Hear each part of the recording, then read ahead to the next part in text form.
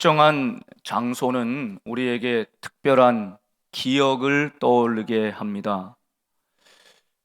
저는 코로나 때문에 올해 방문하지 못했지만 몽골 하면 뭐 휘영청 높은 하늘에 또 별빛, 게르, 말 이런 풍경도 있지만 가장 오랫동안 기억에 남는 것은 우리 성도들의 기도와 헌신으로 지어진 울란바토르 복된 교회에 그 어린 생명들이 찾아와 말씀을 듣고 함께 예배드리던 그 맑은 눈망울이 가장 먼저 기억이 납니다. 캄보디아도 한 번을 방문했었는데 시엠립, 앙코르와트 세계적인 그런 명물보다도 그 태국과 경계지역 포이펫에 가장 어려운 버려진 아이들 몇백 명이 우리 선교사님 운영하는 교회 센터로 모여서 우리 몸을 낮추고 예수님 대하듯이 그 한 영혼 한 영혼에게 사랑의 한 끼 식사를 무릎 꿇고 대접하던 그 기억을 잊을 수 없습니다. 오늘 예수님께서는 예루살렘에 입성하시는데 왕으로 오셨습니다. 그 왕은 나귀를 타고 오셨습니다. 나귀를 타신 만왕의 왕께서, 이 땅의 역사의 주인께서 오늘 두 장소에 가십니다. 하나는 베다니, 또 하나는 예루살렘입니다. 두 가지 사건이 이어지는데 베다니에서는 무화과 나무의 열매를 구하시는 예수님의 모습이 나오고, 예루살렘에 들어가서는 모든 생활의 중심인 성전 안에 들어가셔서 모든 더럽고 악한 것들을 깨끗하게 정결케 하시는 예수님의 모습이 나타납니다. 오늘 베다니와 예루살렘에서 오늘 예수님께서 하신 말씀과 행동이 오늘 우리의 삶에, 오늘 우리의 믿음 생활에 무엇이라고 말씀하시는지 우리 마음의 문을 열고 베다니와 예루살렘, 거기서 행하신 주님의 말씀을 듣기를 원합니다. 먼저 베다니와 예루살렘은 3km 정도 떨어진 가까운 거리에 있습니다. 예루살렘 동편이 바로 감람산이고, 그 감람산 넘어서 여리고로 가는 길에 바로 벳바게와 베다니가 있습니다. 베다니라는 말은 가난한 사람들의 집, 이런 뜻입니다. 그러니까 예루살렘에 많은 부와 명예와 권력이 집중되어 있는 도시라면 바로 인근의 베다니는 가난하지만 소박한 사람들이 모여 사는 그런 집이었다. 그리고 벳바게라고 하는 말도 무화과에서 나온 것이고, 베다니에도 오늘 무화과 나무가 등장해서 이 무화과가 많이 나는 풍성한 마을이다, 이런 뜻도 되는 것이죠. 여러분, 베다니 하면 누가 떠오르십니까? 바로 마르다와 마리아의 집이 베다니에 있었습니다. 나사로를 살리신 놀라운 부활이요 생명이신 주님의 역사도 바로 이 베다니에서 있었습니다. 예수님은 예루살렘을 방문하실 때마다 아마 편리하고 화려한 예루살렘의 숙소가 많았을 텐데도 주님은 언제나 조금 떨어져 베다니, 마르다와 마리아의 집에 머무셨습니다. 예수님의 마음이 평안하고 친근하고 가까이 있었던 곳은 예루살렘보다는 베다니였다라는 것을 알 수 있죠. 바로 그 베다니에서 오늘 어떤 일이 있었는가? 11절 말씀을 보시면 예수님께서 예루살렘에 먼저 들어가셨습니다. 나귀를 타고 입성하셨습니다. 그리고는 성전에 들어가셔서 모든 것을 둘러보셨습니다. 그러니까 오늘 이후에 나올 성전에 들어가 성전을 정화하는 사건은 이미 예수님께서 성전을 다 둘러보시고 그 후에 하신 행동임을 알 수 있죠. 그날 날이 저물었습니다. 12제자를 데리고 예수님은 베다니에 가셨습니다. 12절 말씀, 이튿날이 되어서 그들이 베다니에서 나올 때 예수님께서 시장하셨습니다. 예수님도 인간의 육신을 입고 계셔서 허기지고 배가 고프셨다 이렇게 생각할 수 있습니다. 그런데 거기에서만 멈추어서는 안 됩니다. 여러분, 예수님이 언제 또 시장하셨습니까? 언제 굶주리셨다라고 말씀합니까? 공생애를 시작하실 때 광야에서 40일간 금식하고 줄이셨지요. 바로 그때 마귀는 예수님께 와서 이 돌들이 얼마나 많으냐, 네가 하나님의 아들이라면 이 돌을 다 떡으로 바꿔보아라. 여러분, 만일 예수님께서 그렇게 하셨다면 예수님은 하나님의 아들이 아니라 인간으로만 그쳤을 것입니다. 육신의 배고픔을 떡으로 채울 수 있는 존재로 스스로 한정을 짓는 것이죠. 그러나 예수님은 그렇게 하지 않으셨습니다. 사람이 떡으로만 사는 것이 아니요 하나님의 입으로 나오는 모든 말씀으로 살 것이니라. 예수님은 그 시대를 바라보면서 정말 배고프고 굶주린 것은 이 육신의 물질이 없어서가 아니라, 빵과 떡이 없어서가 아니라 영적인 기근 때문에 생명이 죽어간다는 사실을 바라보시면서 주님도 온 몸으로 그 허기를, 영적인 허기를 온몸으로 느끼신 것입니다. 그래서 이 허기는 떡으로 채울 수 있는 것이 아니라, 빵으로 채울 수 있는 것이 아니라 오직 영으로 하나님의 말씀으로만 채울 수 있다는 사실을 말씀하신 것입니다. 공생의 가장 마지막 십자가를 앞두고도 오늘 베다니에서 주님이 시장하셨더라. 이것은 단순히 육체적인 허기만이 아니라 주님께서 이 시대와 역사를 바라보며 아직도 하나님의 정의와 공의와 사랑이 이 땅에 온전히 맺혀지지 못한 현실을 바라보며 허기를 느끼셨다. 온 백성이 느끼고 있는 그 영적인 공허함과 무질서와 혼란함 가운데 죽어가는 백성들을 바라보며 주님이 시장하셨다. 허기를 느끼셨다는 것입니다. 이 사실이 매우 중요합니다. 왜냐하면 바로 그 다음 무화과나무 사건과 연결되기 때문입니다. 그 시장하신 주님이 그 허기를 느끼며 저 멀리 바라보는데 잎사귀가 있는 한 무화과나무를 보셨습니다.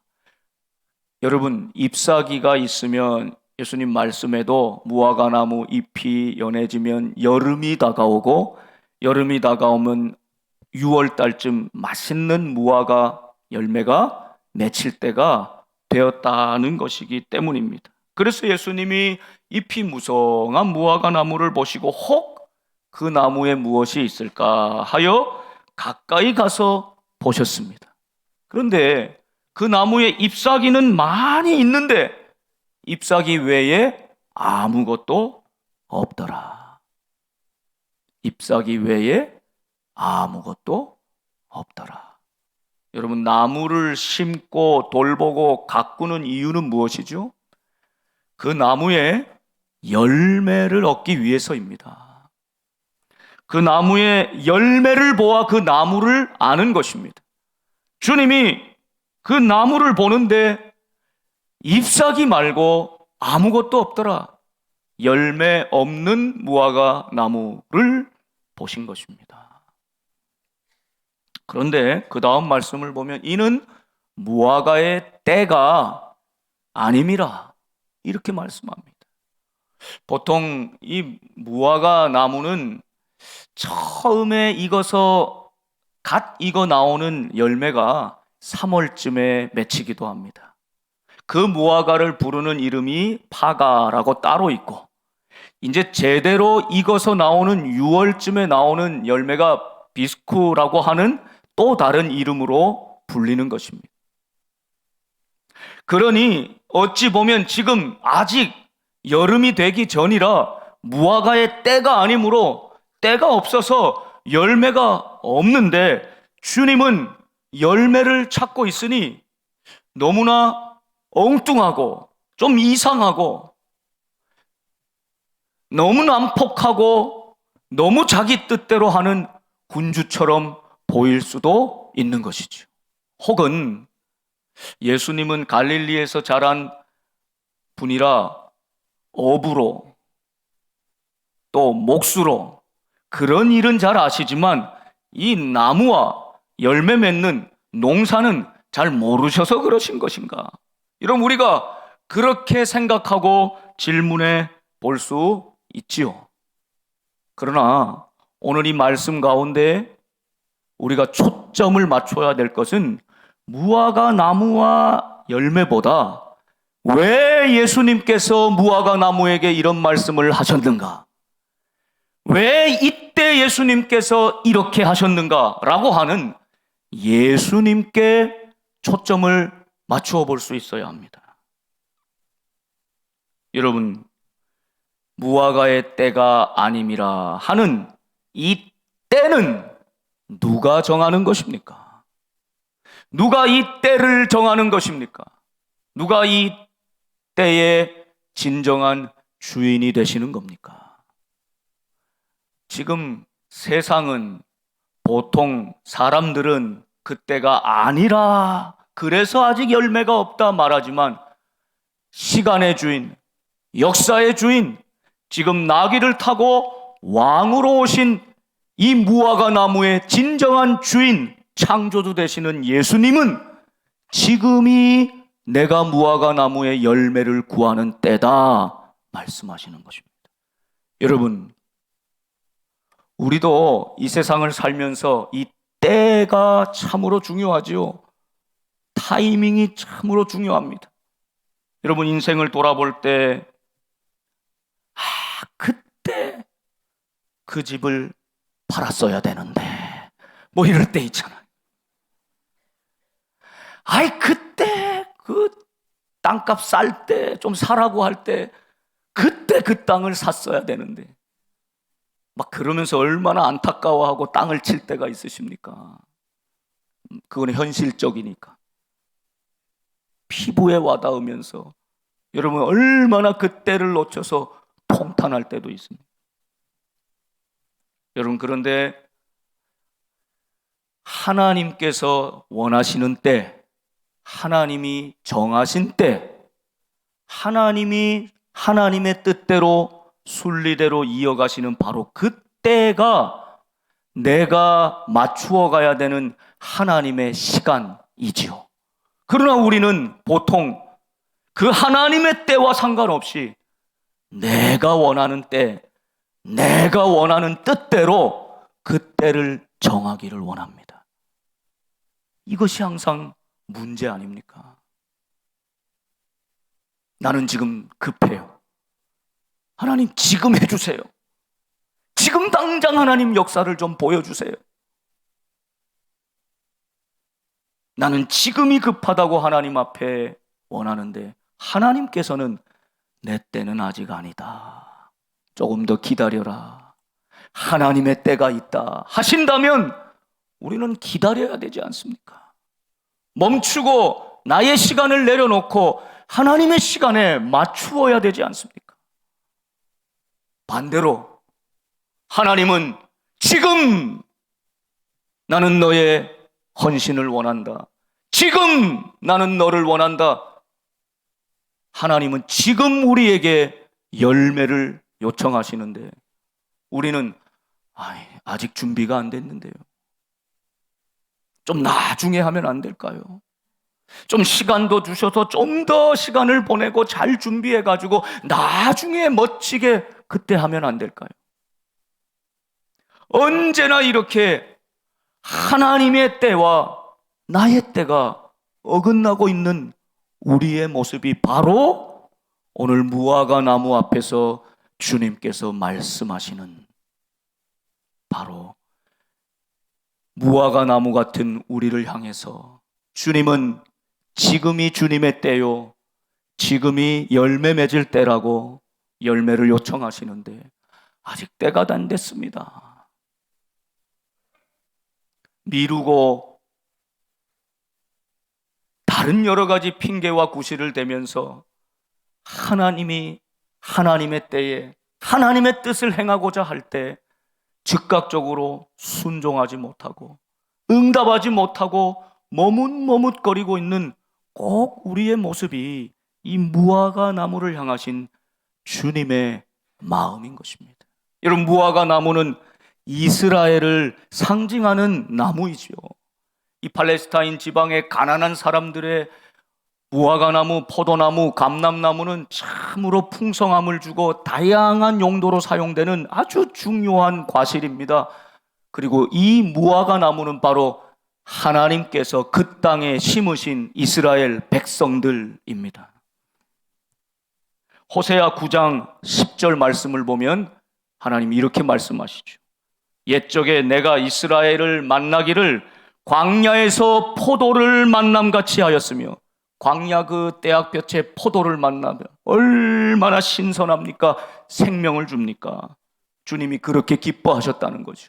너희 조상들을 보기를 무화과 나무에서 처음 맺힌 첫 열매를 봄같이 하였거늘 그들이 바알 부올에 가서 부끄러운 우상에게 몸을 들이므로 저희가 사랑하는 우상같이 가증하여 졌도다.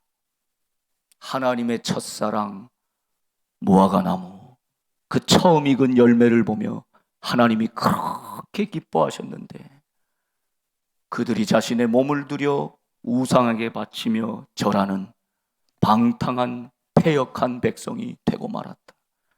하나님께서는 그러나 포기하지 않으시고 이스라엘 무화과 나무를 심으시고 땅을 주시고 율법의 말씀을 주시고 가꾸고 돌보셨다는 것입니다. 그리고 이제 때가 되어서 예수 그리스도를 보내시고 저들을 구원하실 바로 그때 십자가의 때가 가까이 다가온 것입니다.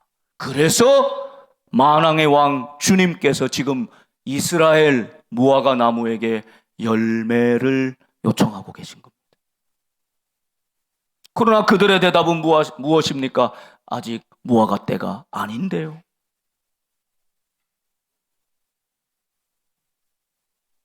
여러분, 언제까지입니까? 언제까지 기다려야 됩니까? 언제가 과연 하나님의 때입니까?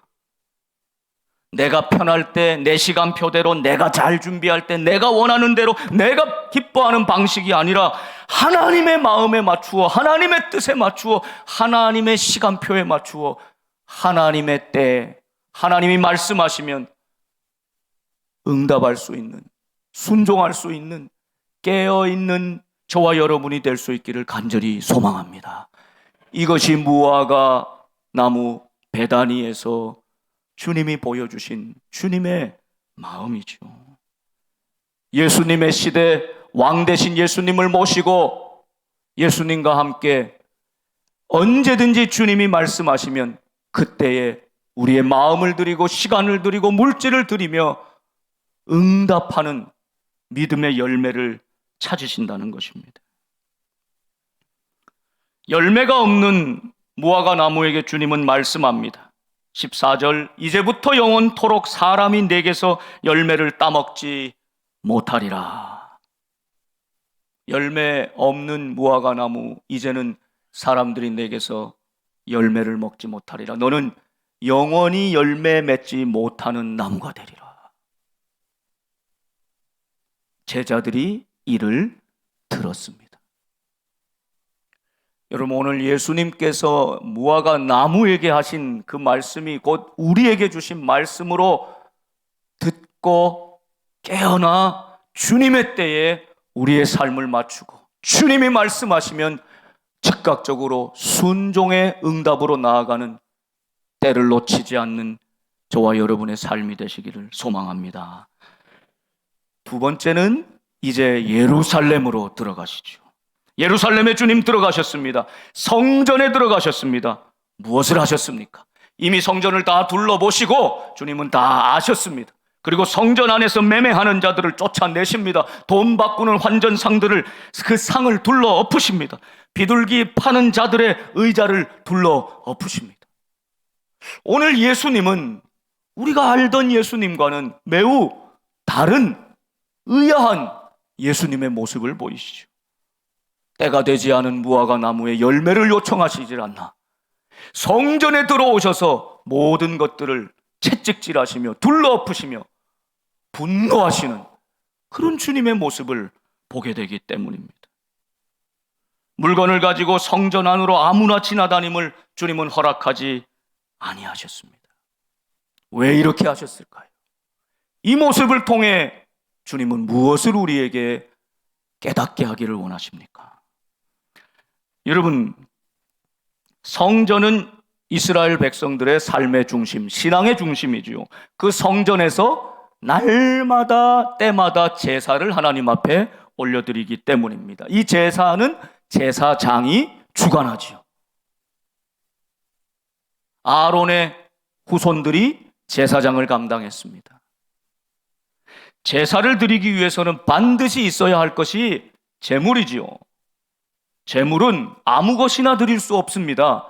양이나 염소를, 좀 가난한 사람들은 비둘기를, 흠 없는 1년 된 수컷을 드려라, 이렇게 말씀하지 않습니다. 그러니 처음 제사를 드릴 때, 제물을 정할 때 얼마나 정성껏 고르고 골랐겠습니까? 거기에는 시간과 마음과 정성이 들어가 있습니다. 그래서 그 제물을, 나 대신 이 제물, 모든 죄를 전가하고 태워 나는 죽고 하나님 앞에 올려드리는 제사가 되는 것이죠. 여러분, 그런데 이것을 매일매일 반복하면서 어떤 현상이 생겼을까요? 매일 똑같이 이 제사를 반복해 드리면서 처음 드렸던 그 시간과 정성과 마음을 다해 제물을 택할 때부터 그렇게 정성을 다하기보다는 이제 성전 앞에 오면 거기에 제물로 드릴 만한 동물들이 많이 있었어요. 성전 제사 드리는 사람의 편의를 위해서, 편리함을 위해서 거기에 있는 제물들을 돈을 주고 사면 됐습니다. 얼마나 간편해졌습니까? 편리해졌습니까? 그러나 거기에 시간과 마음과 정성은 점점 약화되는 것이죠. 그리고 그곳에 성전에 들어가기 위해서는 성전세를 내야만 합니다. 성전세는 두로의 은전으로 반세겔을 내게 되어 있습니다. 유대인 만 20세가 넘는 사람은 반세겔의 성전세를 내게 됩니다. 그런데 여러분, 그냥 세상에서 살 때는 이 두로의 은전을 사용하지 않습니다. 로마나 헬라의 화폐를 쓰지 않습니까? 그러니 성전에 들어가기 위해서는 반드시 환전을 해야 됐습니다. 이것을 위해 돕는 사람들이 이 환전상들입니다.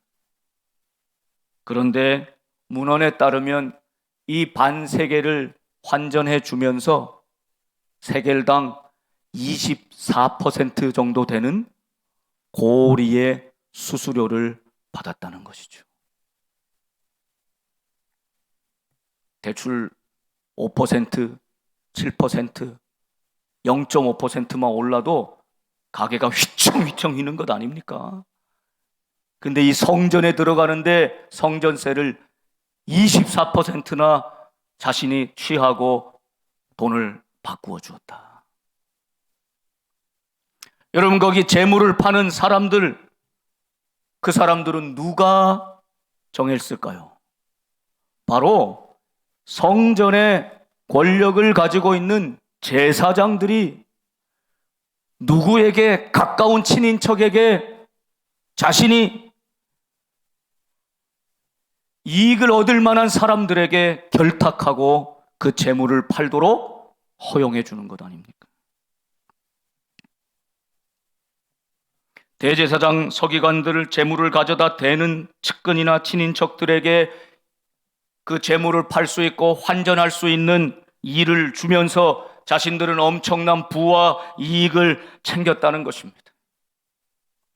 성전과 거룩한 제사를 구실로 가난하고 연약한 어려운 사람들의 모든 것, 그들의 시간, 그들의 마음, 그들의 정성, 그들의 간절한 바람과 기도가 들어가 있는 이 재물을 통해 자신의 권력과 이익을 삼는 이 사람들을 향해서 주님이 분노하신 것입니다.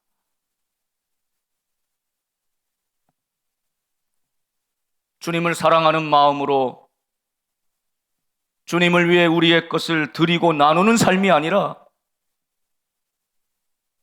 주님께로부터 온갖 혜택을 성전을 통해, 제사를 통해, 그 권력과 그 힘을 통해 누리고 있는 수많은 사람들, 그들과 손을 잡고 기생하며 자기 배를 채우고 가난하고 연약한 동족들을 더 힘들게 만들고 있는 이 예루살렘의 성전을 바라보시며 주님이 안타까운 마음으로 말씀하시는 것입니다. 내 집은 만민이 기도하는 집이라. 이사야서 말씀에도, 예레미야서 말씀에도 주님의 성전은 만민이 기도하는 집이라고 불렀습니다. 여러분, 여기서 만민이 중요합니다. 예루살렘 성전은 이방인이 들어갈 수 있는 뜰, 또 여인이 들어가는 곳, 유대인 남성이 들어가는 곳, 제사장이 들어가는 곳으로 다 가로막혀 구분되어 있었습니다. 그러나 지난주 우리 성령께서 오신 다음에 여러분 미문 밖에 있던 한 번도 일어나 보지 못했던 그 사람이 기뻐 뛰며 성전 안에 들어가 찬송하지 않습니까?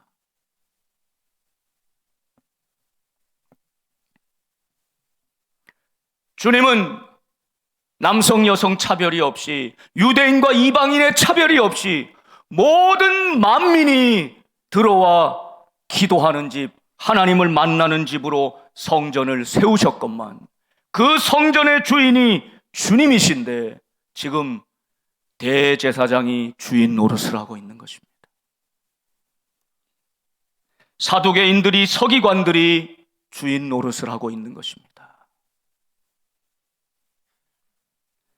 우리 복된 교회는 만민이 기도하는 집, 누구나 와서 주님을 부르고 주님을 만나고 자신의 마음을 다 털어놓고 주님의 은혜를 깨닫게 되는 만민이 기도하는 집으로 세워져 가기를 간절히 소망합니다. 48년의 역사 동안 오늘 예수님께서 부천 원미동의 복된 교회에 들어가시니라. 모든 부서와 재직회, 당회와 공동체와 모든 것들을 감사하시니라 할 때에 우리는 흠없다 하겠습니까?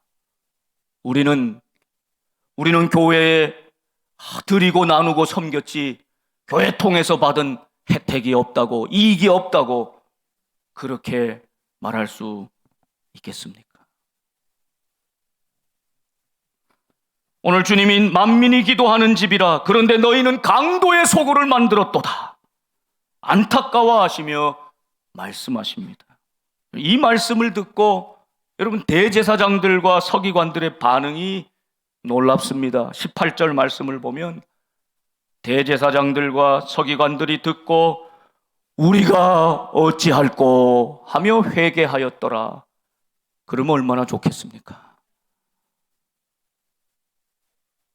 주님이 상을 둘러엎고 채찍질하시며 주님이 주님 같지 않게 이렇게 분노하시면서 과격하게 행동으로 또 말씀으로 보여주시고 들려주셨건만 저들의 반응은 예수를 어떻게 죽일까? 양심이 마비되어 버린 것입니다. 그리고 저들은 무리가 다 그의 교훈을 놀랍게 여김으로 그를 두려워함일러라.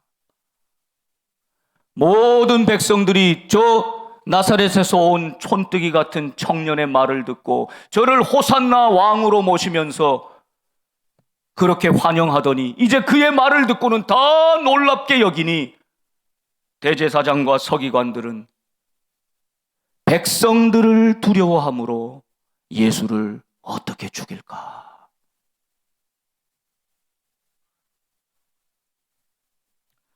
사랑하는 여러분, 오늘 우리 주님께서 우리의 삶에 찾아와 베다니에 무화과 나무에 열매 없는 무화과 나무에 때가 되지 않았다고 열매를 맺지 못하는 그 나무 같은 나에게 회개의 열매를 요청하시고 다시 한번 주님이 말씀하시는 그때에 우리는 언제나 깨어 주님 순종할 준비를 하는 열매 맺는 신앙이 되기를 원하십니다. 여러분, 그 무화과 나무를 돌보고 가꾸고 손질해야 될 책임이 성전에 있고 교회에 있고 교회에 특별히 저에게 목회자에게 또 먼저 은혜 받고 기름 부어 세움 받은 직분자들에게 이 놀라운 특권과 책임과 사명을 주셨음을 잊지 말아야 하는 것입니다. 지금도 영적으로 기근이 들어 죽어가고 있는 이 시대를 향해서 빵은 은금은 넘쳐나지만 예수님의 생명의 말씀과 주님을 주인으로 왕으로 모시지 않는 형식적인 신앙은 여러분 열매 맺지 못하는 것임을 주님 말씀하시며 부지런히 갈고 닦고 다듬어서 주님이 원하실 때에 주님이 기뻐하시는 열매를 맺어드리는 우리 복된 교회가 될 수 있기를 간절히 소망합니다.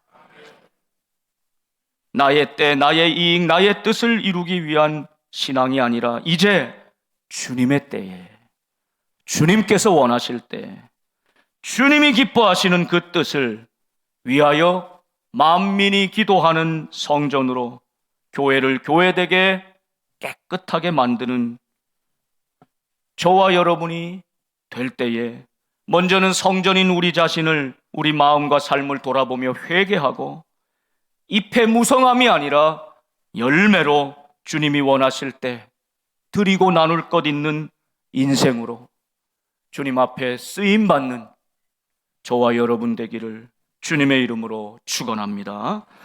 기도하겠습니다.